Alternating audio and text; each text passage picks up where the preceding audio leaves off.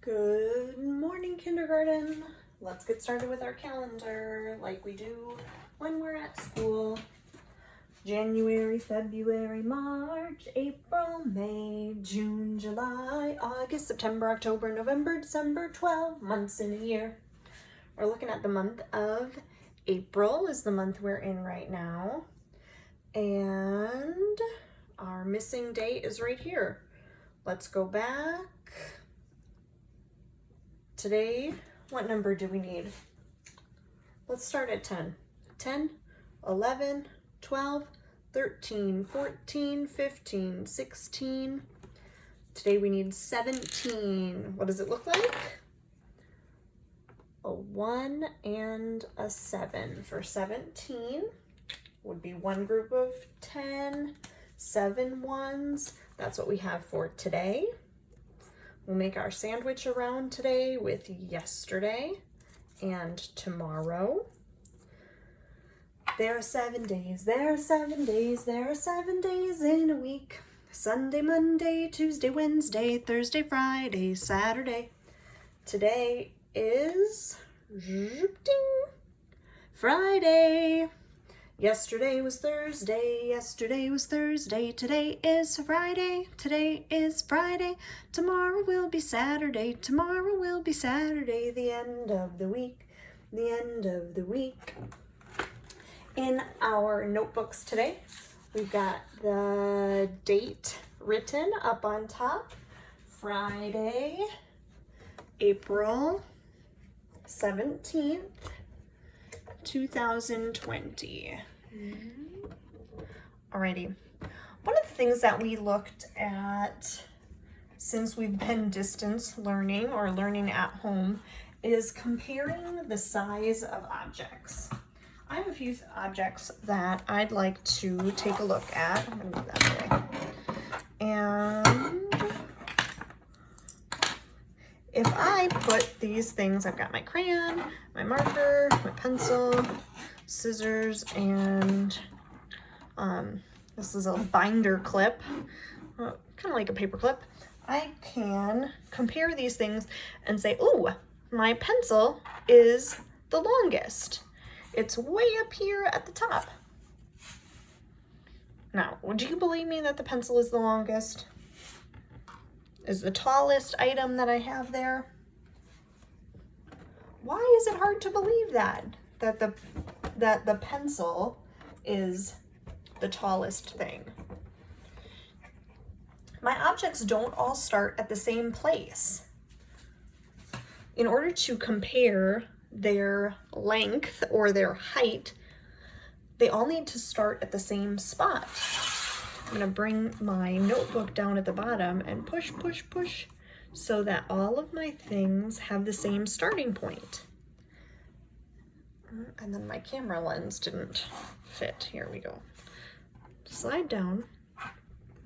Okay, if everybody starts at the same spot, now I can see that they are not.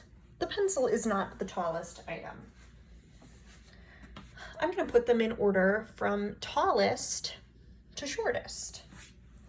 So we are going to move the scissors over. What should I move next? Next to the scissors, I'm going to need the marker. The marker is just a little bit taller than my pencil. And then my crayon and my binder clip. Now my things all start at the same spot, and I can tell tallest to shortest. If I were to have those same things all starting at the same spot, then I could see what half of those items would be. If I want to have 3 rectangles all start at the same spot, I can see which one is longest and which one is shortest. Now I'm going to take my pencil and I want to cut those things in half. I'm going to cut them in half with my pencil and not with my scissors. If it's going to be in half, I like to tell this story about Let's imagine that this one is a cookie instead of just a plain circle. This one, I'm gonna put some chocolate chips on there. Okay, some chocolate chips. And when I was a little girl, I was told that I could split the cookie in half and share it with my sister. If I slice my cookie and cut it like this, and then tell my sister that I'm gonna take this part and she can have that side, did I cut the cookie fairly? No, it's not in half right now. I can see that I was taking the bigger side for myself and I was giving her the smaller side. So to solve that problem, my mom would say one sister can slice the cookie and the other sister gets to pick first. So if I slice the cookie and I know that my sister is going to be the one to pick first, I'm going to make sure that cookie is sliced as evenly as possible. In order for it to be fair, I want it to be the same on both sides. So I'm going to slice these rectangles. Sometimes it helps me to think about them as food. If I'm going to share a candy bar or I'm going to share my crackers with somebody, I want to make sure that it's fair on each side. I'm looking for the middle to cut them in half. If it's half, it means the same on both sides. This one is a square and not a rectangle. Think back, what is the difference between a square and a rectangle? A rectangle has two long sides and two short sides. A square is the same size all the way around. I can cut my square in half. I'm going to cut my square in half this way. And what we're going to do is talk about half. If you would draw a small, medium, and large rectangle in your notebook, that'd be a great place to start. And you can draw a circle and a square as well. They might not look just right, but try your best to have a small, medium, and large rectangle and a circle and a square. I'm going to show you that mine did not look just like our paperwork from the classroom. I just took what I had from the classroom paperwork and I made it work in my notebook. When you got your shapes drawn, we're going to talk about 1/2. 1/2 of our small rectangle. I'm just going to do a little coloring here and there. 1/2 of my small rectangle is yellow. 1/2 of my medium rectangle is red. It can be half on the left or half on the right, but I'm only going to color half. And I'm going to color half of my large rectangle blue. Now I have specific directions for the circle, so let's see. Can you color only the right half of the circle? Think about which is the left, which is the right. Sing the song if you need to. Color the right half of the circle. I'm gonna use green. And you can choose. Color that square top or bottom, but only color half. Do not color the whole thing. The two parts would make a whole. Half of it is equal. Next thing we're going to look at in our notebook today is some words that we could add a bossy E to.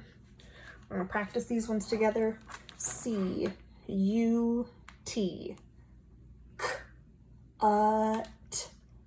cut.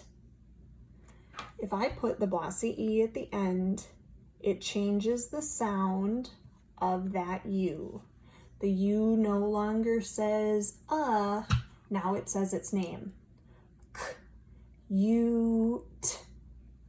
Cute. I made cut into cute.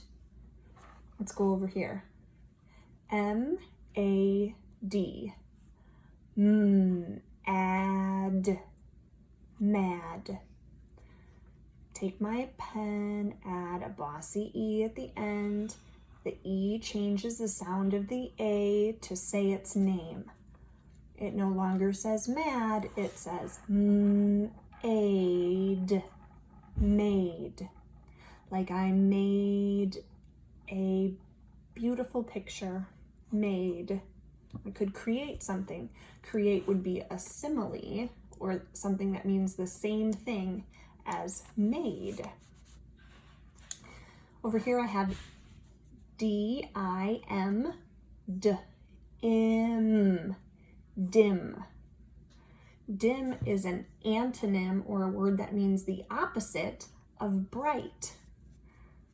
There was a bright light in the window. It was too dim for me to read. Dim and bright are antonyms.